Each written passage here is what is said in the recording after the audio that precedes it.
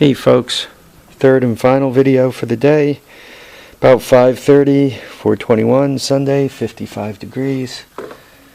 And what I did is I prepared a car to get hauled away. I think I told you guys already that I spoke to a wrecking yard and they pay 7 cents a pound title weight. Now, I'm not sure if they pay that if you pull the catalytic or not.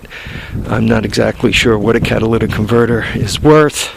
So I haven't pulled the catalytic, I haven't pulled the radiator. Pretty sure they want the radiator left in, but I haven't pulled the catalytic. I think their plan when they give you 7 cents a pound is they don't want all the good stuff taken out of it.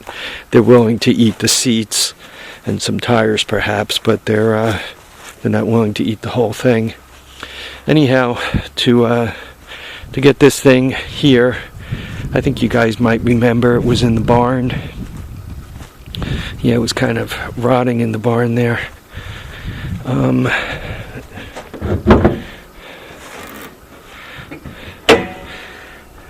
I wanted to get this out of here before the bees set into it, because then it's a real pain in the neck when you try to move anything. What did I take out from under the hood? There were a couple of clamps I bagged, just because they're always handy. Some of these nuts that hold these fenders on also work well on the three-wheelers. These were long bolts here. They're good for fender bolts on the three-wheelers. I left one of these in, but I took, this one was a double here, so I took 4 from both sides. They're the same lug nut size as the mule. I already tried them, so that's all good. Shame about this car. Belonged to my boss's daughter. She was a student, got whacked. And it got hit in the back here.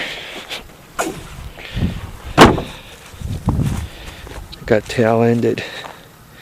So his insurance company totaled it out and gave him the money, and he couldn't get anybody to even give him $100 for it, so he sold it to me, and I basically bought it because it had a really good stereo in it. Oh god, it's hard getting old. But I gotta clear all this stuff out too. But basically, I guess I got it because the inspection was good when I got it, so I got it all the way back in 07. And I basically did nothing with it. And it was running until, I think, last time I ran it was a couple of years ago. It would fire right up, and the air conditioner worked, everything worked.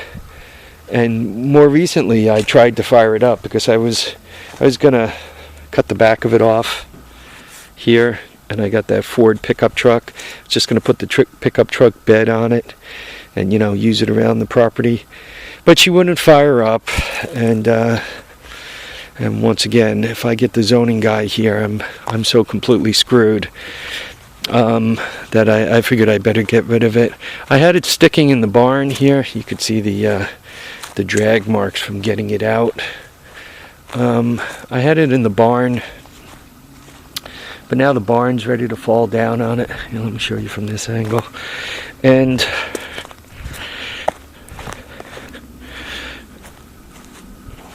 this property from about where the Escort is this way actually belongs to the original property, so to speak, and it's not mine.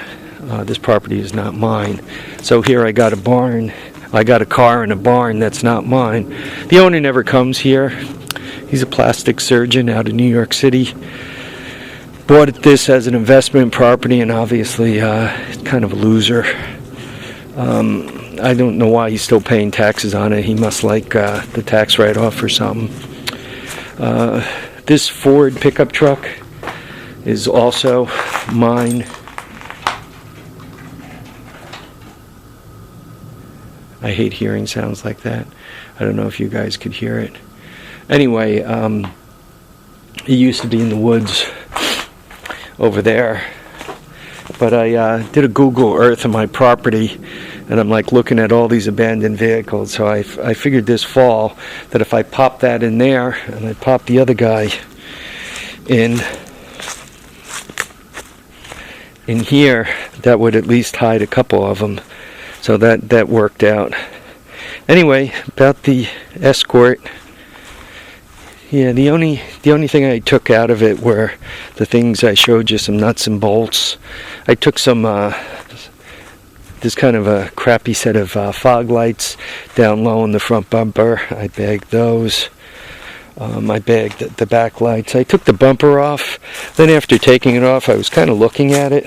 This piece of plastic in the back, that long straight piece, the back end of the bumper. I was looking at that and I was thinking it might be helpful for fixing fenders on 3-wheelers and 4-wheelers. So anyway, here's the lights I took.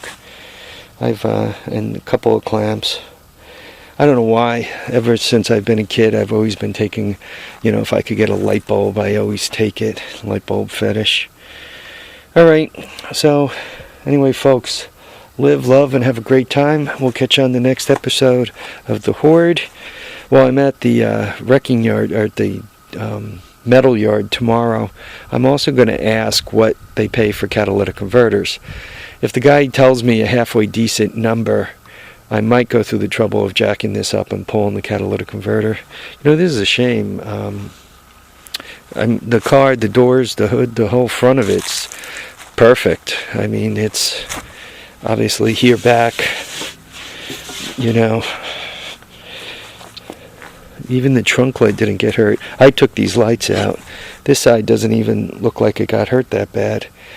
So if one was actually clever, or if you live next to the paint pimp, work out a deal, not to make it perfect, just to kind of beat it back into shape, it probably would have been a good car to keep on the road. I think it's only got like 100K on it. He just put a timing belt in it just before I bought it. 107. So this is a 98. I think it's a 98, if I'm recalling properly. 99. 1999. Alright folks, live, love, and have a great time. We'll catch you on the next episode of The Horde. Remember, tires down, handlebars up. Try to do some scrapping once in a while. Helps clear off the property. Bye now.